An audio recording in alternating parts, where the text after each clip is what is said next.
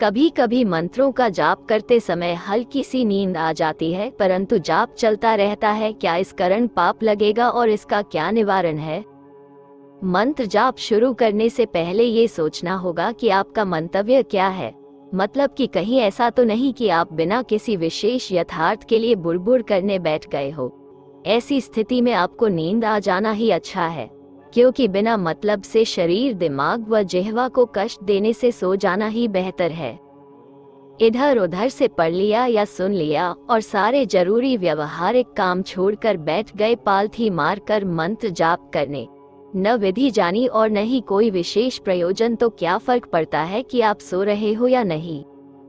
परीक्षा की तैयारी करते हुए तो हमें नींद आती है, लेकिन परीक्षा हाल में लगातार 3 घंटे बैठे कभी नींद नहीं आती। इस बात पर कभी विचार किया है? मंत्र जाप को परीक्षा समझिए, न कि एक औपचारिकता की बैठ जाओ उबासियां मारते हुए। पहले हल्का सा व्यायाम करो, शरीर की सफाई करो, सुस्ती भागेगी। अपने इर्द गिर्द की सफाई करो, अपने साकार या निराकार गुरु को प्रणाम करते हुए इजाजत लो। फिर गर्दन को व मेरुदंड को सीधे रखते हुए एक निश्चित अवधि या गिनती का संकल्प करते हुए बैठो। मंत्र को सांसों के साथ जोड़ो। करीब करीब हर मंत्र में नमः या नमो शब्द होता है। जब इस शब्द का उच्चारण कर रहे होते हो तो मन ही मन शीश भी झुकाएं। मंत्र के हर शब्द को अपनी आंखों से देखो। यथासंभव यथायोग्य सही उच्चारण कीजिए। स्पीड पैसेंजर गाड़ी की होनी चाहिए, न कि वंदे मातरम ट्रेन की। हाँ, जब पीछे कुत्ता भाग रहा हो तब तो ठीक है कि तेजी तेजी से परमात्मा को सहायता के लिए पुकारना होता है, लेकिन रजाई में बैठे किस बात की जल्दी अगर रजाई में खटमल नहीं है तो।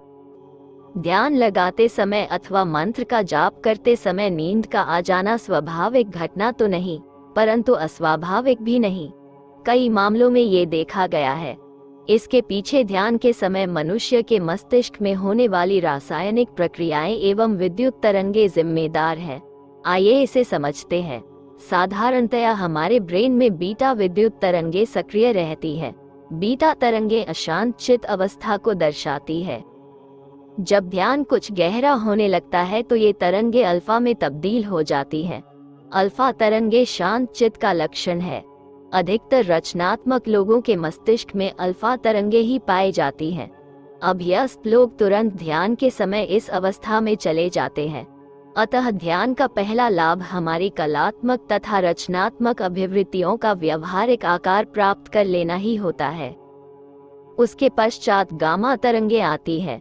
ये केवल ध्यान में उच्च अवस्था प्राप्त लोगों के मस्तिष्क में पाई गई। गामा तरंगों के समय आदमी चिकित्सा की भाषा में मृत होता है, अर्थात उसके शरीर की समस्त प्रक्रियाएं बंद हो जाती हैं। चिकित्सीय भाषा में मृत्यु का अर्थ है ब्रेन की इलेक्ट्रिकल एक्टिविटी का समाप्त हो जाना। एक समाधिस्थ योगी के ब्रेन में गामा तरंगे सक्रिय पाई जाती हैं। ये वैज्ञानिक रूप से स्थापित सत्य है। कई मामलों में साधक अल्फा तरंगों से थीटा तरंगों की ओर चला जाता है। थीटा तरंगे गहन निद्रा के समय व्यक्ति के मस्तिष्क में देखी जा सकती हैं। अतः ये कोई अस्वाभाविक बात नहीं, परंतु प्रत्येक के साथ ऐसा हो ये भी जरूरी नहीं। यदि यह घटित हो रहा है तो अच्छा ही है, आपके मन को आराम मिल रहा है। मेरे साथ ये कई बार घटित होता है, बस आपको थोड़ा होश बनाए रखना है। जब भगवान विष्णु का भक्त ध्रुव भगवान की कठोर तपस्या कर रहा था तो जिज्ञासा पूर्ण सब देवों ने बालक ग्रुप की परीक्षा ले ली। तब उस समय निद्रा देवी ने भी भगवान से कहा कि मैं आपकी भक्त की परीक्षा लेकर यह साबित कर दूंगी कि पूजा जाप से ज्यादा मेरी निद्रा शक्ति प्रबल है। भगवान ने देवी की प्रार्थना स्वीकार कर ली। निद्रा देवी बालक ध्रुव के पास पहुंची। लाख कोशिश के बाद भी जब वह बालक ध्रुव का ध्यान भंग नहीं कर पाई तो उसे वह विष्णु की भक्ति प्राप्ति का आशीर्वाद देकर लौट आए। तभी भगवान विष्णु ने निद्रा देवी से कहा, तुम अपने स्वभाव के अनुसार कभी भी कहीं भी आ जा सकती हो, लेकिन तुम्हारी माया उन्हीं लोगों पर असर दिखाएगी जो जगत माया में अपना ध्यान में लगाएंगे। मेरा ध्यान करने वाले को कभी माया नहीं सताएगी। हमने देखा है जहाँ भागवत होती है, कथा सत्संग होता है, वह नींद जरूर आती है, लेकिन भक्तों अगर मन वतन पूरी तरह भगवान के ध्यान में लगा देता है तब उसे किसी की भी सुध नहीं रहती।